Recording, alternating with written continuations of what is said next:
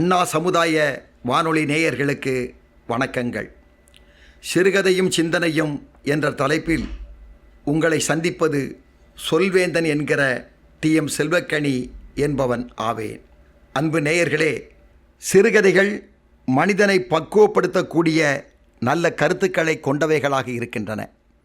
அருமை நேயர்களே, இன்றைய தினம் நம்முடைய வாழ்க்கையும் ஒரு கனவு போலதான். ஒரு சின்ன சம்பவத்தோடு இணைத்து சொல்லுகிறேன். ஒரு நண்பர் சொன்னார், வாழ்க்கை சுகமானது, இனிமையானதுன்னார். எது வரைக்கும்னு கேட்டேன். நம்ம நோய் இல்லாமல் இருக்கிற வரைக்கும் தான் அது சுகமானது, இனிமையானது. 50, 60, 70, 8, 64 செத்துப்போன்னு சொல்லிட்டாரு பட்டினத்தார். அதையும் தாண்டி உயிர் வாழ்ந்து கொண்டே பல நோய்களெல்லாம் நமக்கு சொந்தமாக்கி இருந்தோம்னா வாழ்க்கை பெரிய துன்பம் தான். அதான் நோயற்ற வாழ்வே குறைவற்ற செல்வம். வாழ்வது வாழத்தான், நோயில்லாமல் வாழ வேண்டும், அதுதான் வாழ்க்கை. இப்போது ஒவ்வொருடைய வாழ்க்கையும் எப்படி அமையுது பாருங்கள். இப்போது என்னை பொறுத்தவரை ஒன்று சொல்கிறேன். நல்லா வேலை செஞ்சு, நல்லா சாப்பிட்டு, நல்ல முழு தூக்கத்தில் இருக்கும் பொழுது யாராக இருந்தாலும் சில சமயம் நமக்கே சில கனவுகள் வரும். சில சமயங்களில் நம்ம காணுகின்ற கனவு அடுத்த ஒரு 4 or 5 ஹவர்ஸில் ஏதாவது பலிக்கிற மாதிரி நமக்கு தோணும். நிறையா பேருக்கு உங்களுக்கு தோன்றியிருக்குன்னு நினைக்கிறேன். நம்ம மனசு நிம்மதியாக இருந்தால் அது தோணும். இப்போ எனக்கெல்லாம் ஒரு ராஜாவாக இருக்கிற மாதிரி கனவு கண்டோம்னா மறுநாளுக்கு மறுநாளோ ஏதோ ஒரு ஃபோன் வரும். ஐயா, இந்த ஊரில் ஒரு பட்டிமன்றம், அதுக்கு நீங்கள் ராஜாவாக வாங்க, நடுவராக வாங்கன்னு கூப்பிடுவாங்க. சரி, கடன் வாங்குற மாதிரி கனவு கண்டா அப்படின்னு கண்டிருக்கிறேன். மறுநாள் பணத்தட்டுப்பாடாக இருக்கும், பணம் தேவைப்படும், தவிர்க்க முடியாது. நண்பர்கள்கிட்ட பணம் கேட்கறதுக்கும் வெக்கமாக இருக்கும். அப்படியே பேங்க்குக்கு மெதுவாக போய் பேங்கில் செல்ஃப்னு எழுதி கொடுப்போம். பேங்க் மேனேஜர் வித்ராயில் பார்ப்பார். சார், உங்கள் அக்கௌண்ட்டில் இருக்கிறதே 2000 தான் இருக்குது, நீங்கள் 1900 ரூபா எழுதியிருக்கிறீங்க, மினிமம் பேலன்ஸுக்கு கீழே போயிருமே, நான் எப்படி தருவது அப்படின்னு கேட்பார் பேங்க் மேனேஜர். நம்ம சொல்லுவோம், இல்லை சார், பணம் அவசரம் சார், தயவுசெய்து தாங்க சார், நாளைக்கு போட்டு மினிமம் பேலன்ஸை சரி பண்ணியிருந்தேன் சார். இப்போது பேங்க் மேனேஜர்கிட்ட நம்ம பிச்சைக்கார மாதிரி கேட்குறோம் நம்ம பணத்தையே. அப்போ என் மனசு சொல்லுவோம், ஆஹா, நேற்று கண்ட கனவு இதோடு பழித்து விட்டது, முடிஞ்சு போச்சு, இனிமேல் இதோட பெரிய பிரச்சனை வராது. எல்லாருடைய மனமும், எல்லாருடைய உள்ளமும், எல்லாருடைய மூளையும் அட்வான்ஸாக ஏதாவது ஒன்று சொல்லும். இது கனவு. அதாவது கனவு பலிக்க சொன்னால் நம்ம இது பெரிய சாமியார்லாம் கிடையாது. நம் நினைவுகள் நன்றாக இருக்கின்ற பொழுது நல்ல கனவுகளே வரும். நம்மளே உடம்பு பூரா கெட்ட எண்ணமாக இருந்தோம்னா நம்ம காணுகின்ற கனவும் அருவருப்பாகத்தான் இருக்கும். எனவே மனதை நியாயப்படுத்தி தைரியமாக வைத்துக் கொள்ளுங்கள். நம் வாழ்க்கை முன்னேற்ற பாதையில் செல்லும் என்பதில் எந்த ஐயப்பாடும் கிடையாது. அருமை நண்பர்களே, ஒரே ஒரு சம்பவம் சொல்கிறேன். ஒரு விறகு வெட்டி இருந்தான். விறகு வெட்டி தான் தெரியும். நீ அந்த காலத்தில் இப்போ உள்ள பிள்ளைகளை விறகு வெட்டியை பார்க்க முடியாது. அந்த காலத்தில் சென்னையிலேயே ஒரு தெருவுக்கு ஒரு கடையாக இருக்கும், விறகு கடை.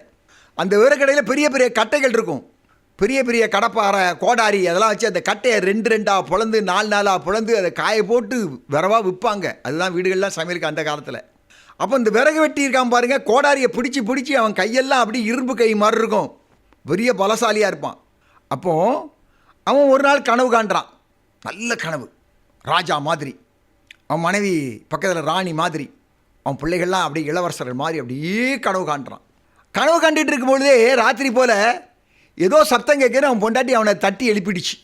அவனுக்கு கோபம் வந்ததே, கோபம் தாங்க முடியாத கோபம். அடியே, பகல் விடிஞ்சா ஃபுல்லாக நான் விறகு வெட்டி உடம்பெல்லாம் வேர்வையாக கஷ்டப்பட்டு உழைச்சிக்கிட்டு இருக்கேன், ராத்திரி நிம்மதியாக தூங்குறேன், தூங்கும்போது ஒரு நிம்மதியான ஒரு சந்தோஷமான கனவு வந்துச்சு, நான் ராஜாவாக இருக்கிற மாதிரி. அடி பாவியை என்னை அடித்து எழுப்பி என் கனவை கெடுத்து விட்டியேன்னு திட்டினான். அந்த அம்மாவும் அவங்களோட சோகத்தில் இறங்கி, அப்படியாங்க, உங்கள் கனவை நான் கலைச்சிட்டேனாங்க, உங்கள் சந்தோஷத்தினால போயிட்டாங்க அப்படின்னு கேட்கும்போது அவன் சொன்னான், வருத்தப்படாதடி, நான் விறகு வெட்டும் பொழுதும் சந்தோஷமாகத்தான் இருந்தேன், கனவிலே ராஜாவாக நான் காட்சியளித்த பொழுதும் சந்தோஷமாகத்தான் இருந்தேன், கனவும் எனக்கு பெரிதல்ல, என் வாழ்க்கையும் எனக்கு பெரிதல்ல, இரண்டையும் நான் ஒன்றாகத்தான் கருதுகிறேன், என் வாழ்க்கையே கனவுதான் என்று அவன் சொன்னான்.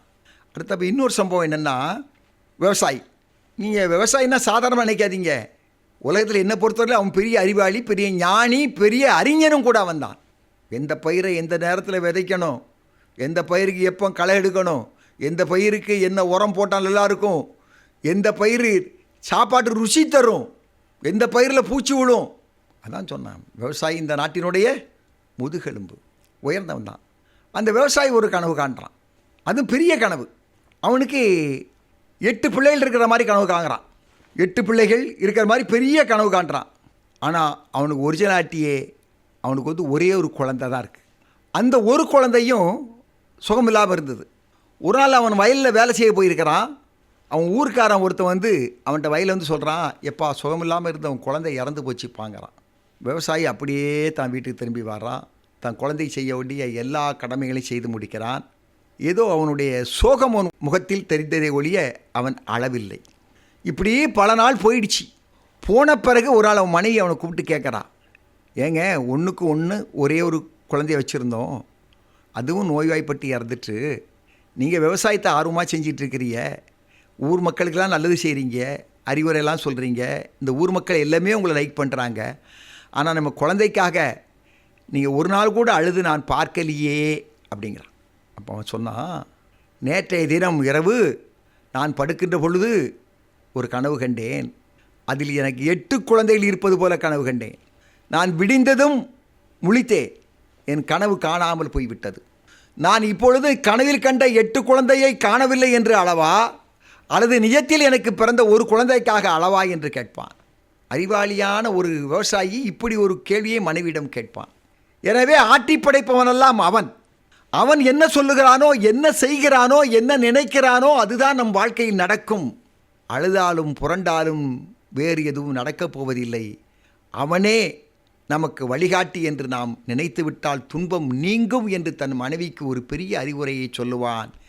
இதைத்தான் பாரதியும் சொல்லுவான், வையகத்திற்கு இல்லை மனமே உனக்கும் நலம் செய்ய கருதியவை செப்புவேன், எல்லாம் புறக்கும் இறை நமையும் காக்கும் என்ற சொல் லால் அழியும் துன்பம் என்று சொல்லுவான்.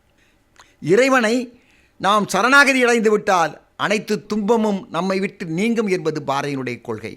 இன்னமும் ஒரு வார்த்தை சொல்லுவான், நெஞ்சிற்கவலையை நிதமும் பயிராக்கி அஞ்சு உயிர் வாழ்வது அறியாமை. கவலை என்பதை ஒரு பயிராக்கி அதை வளர்க்கக்கூடாது. கவலை என்பதை ஒரு கலையாக நினைத்து அதை பிடுங்கி எரிய வேண்டும் என்று பாரதி சொல்லுவான். கவலை இல்லாத மனிதன் இந்த உலகத்தில் எங்கேயுமே இல்லை. அந்த கவலையில் எவன் மூழ்கி போறானோ அவன் வாழ்க்கையில் வாழ்ந்ததாக வரலாறும் இல்லை. எனவே நடந்தவைகளையெல்லாம் மறந்துவிட்டு நடப்பவைகள் நல்லவைகளாக இருக்க வேண்டும் என்ற எண்ணத்தை இதயத்தில் நிறுத்தி வாழ வேண்டும் என்று கேட்டுக்கொள்கிறேன். நன்றி, வணக்கம்.